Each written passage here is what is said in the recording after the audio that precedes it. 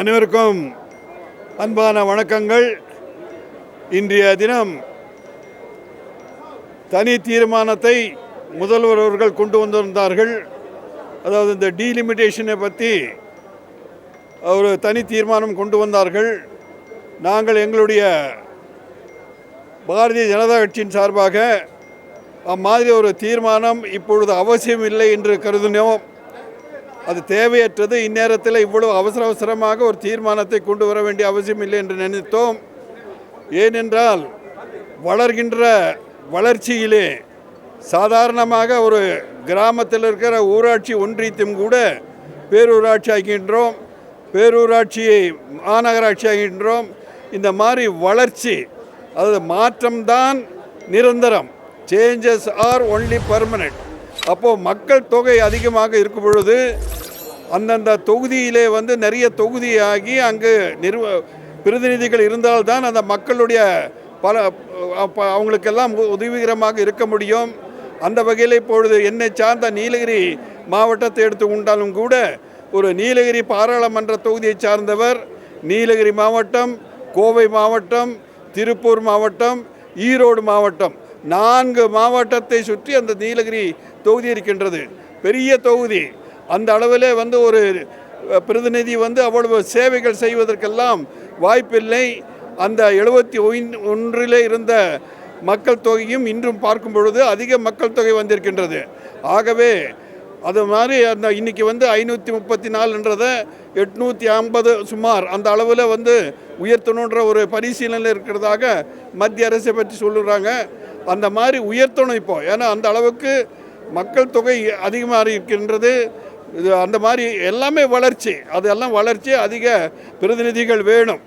எதுக்கெடுத்தாலும் வடக்கு தெற்கு வடக்கு தெற்கு என்று பிரித்து ஒரு நல்லதொரு தேசத்தை, ஒரு ஜனநாயக நாட்டை, பாரதம் என்ற உலகமே போற்றுகின்ற ஒரு ஜனநாயக நாட்டை வடக்கு தெற்குன்னு சொல்லி நமது மக்களையே பிரித்து பார்க்கின்ற ஒரு உணர்வு இனிமேல் இந்த மாதிரி ஒரு மாண்புமிக்க ஒரு சட்டமன்றத்தில் எல்லாம் பேசக்கூடாது என்று நான் நினைக்கின்றேன்.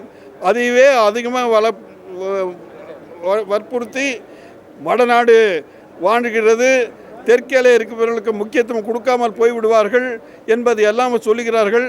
ஆனால் அது உண்மை அல்ல.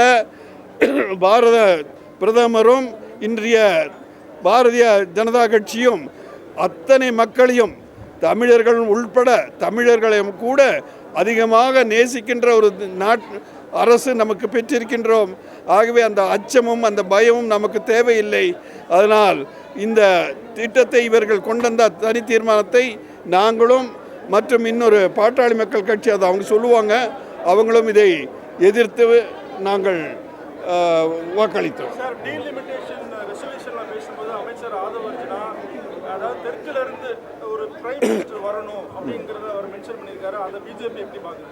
முன்னால் நிறைய வரலாறுகள் இருக்கு.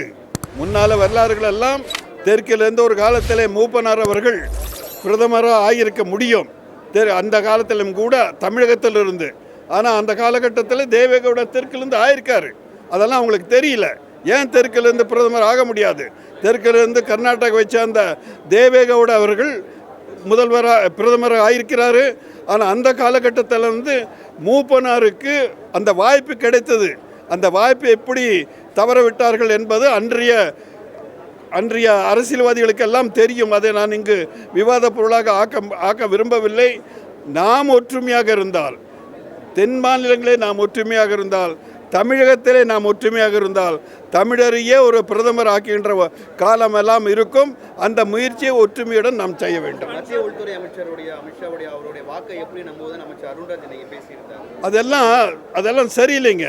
அதாவது ஒருத்தர் சொல்கிறாரு, வன்னியார் அமைச்சர் மரியாதைக்குரிய வன்னியாரசு அவர்கள் சொல்கிறாரு, அமித்ஷா அவர்களும் பிரதமர் அவர்களும் சபையில் ஒன்று சொல்வார்கள், வெளியில் ஒன்று சொல்வார்கள், எப்படி நம்புவதென்று. ஒரு ஜனநாயக நாட்டின், மிகப்பெரிய ஜனநாயக நாட்டின் ஒரு தேர்ந்தெடுக்கப்பட்ட ஒரு பிரதமரை போய் இந்த மாதிரி பேசுவது கண்டனத்துக்குரியது. இப்போ இவங்க இங்கே பேசுகிறத, அமைச்சர் பேசுகிறத நாங்கள் நம்புகிறோமோ இல்லையோ, அதே மாதிரி தான் ஒரு அமைச்சர் தேசத்தின் பெரிய ஜனநாயக நாடு, அந்த நாட்டில் தேர்ந்தெடுக்கப்பட்ட 12 ஆண்டுகளாக பணியாற்றி கொண்டிருக்கின்ற ஒரு பிரதமரை இந்த மாதிரியெல்லாம் பேசக்கூடாது. அதை சபையிலிருந்து அவை குறிப்பிலிருந்து எடுக்க வேண்டும் என்று நான் போராடுகின்ற முயற்சி எடுத்தேன். ஆனால் வாய்ப்பு கிடைக்கவில்லை. ஆகவே உங்கள் மூலம் அந்த செய்தியினை நான் சொல்லிக்கொள்ள ஆசைப்படுகின்றேன். முதலமைச்சர் டீலிமிட்டேஷன் பத்தி பேசும்போது இந்த உமன் ரிசர்வேஷன்லையும் டீலிமிட்டேஷன் லிங்க் பண்ணக்கூடாது சென்ட்ரல் கவர்மெண்ட் அப்படிங்கிற இல்லை, உமன் ரிசர்வேஷன் வந்து உமன் பெண்களுக்கு எம்பவர்மெண்ட் ஆஃப் லேடிஸ், பெண்களுக்கு உமன் எம்பவர்மெண்ட்டை வந்து பாரதிய ஜனதா கட்சி மாதிரி எந்த கட்சியும் செய்யலை. பெண்களுக்கு அவ்வளோ முக்கியம். இன்னைக்கு நாட்டின் முதல் பெண்மணி முர்மு அவர்கள் ஜனாதிபதியாக இருக்கிறார்கள். அந்த எங்களுடைய பாரதிய ஜனதா கட்சி தான் ஆக்கியிருக்கின்றன. ஆகவே பெண்களுக்கு முன்னுரிமை கொடுக்கின்ற ஒரு கட்சி இன்று இந்தியாவிலே இருக்கிறது என்றால் பாரதிய ஜனதா கட்சி தான். ஆகவே நாங்கள் அதற்கு எதிரானவர்கள் அல்ல. பல முயற்சி செய்திருந்தோம். இன்று யாரோ சொல்லுகிறார்கள். இங்கு சொல்லுபவர்கள் எல்லாம் எத்தனை பேர் எதிர்த்து கடந்த ஒரு அந்த அதை அமுல்படுத்தும் பொழுது அமுல்படுத்த முடியாமல் ஒரு முயற்சியை எல்லாம் தோற்கடிக்க வைத்தார்கள் என்பது உங்களுக்கு எல்லாம் தெரியும். ஓகே, நன்றி.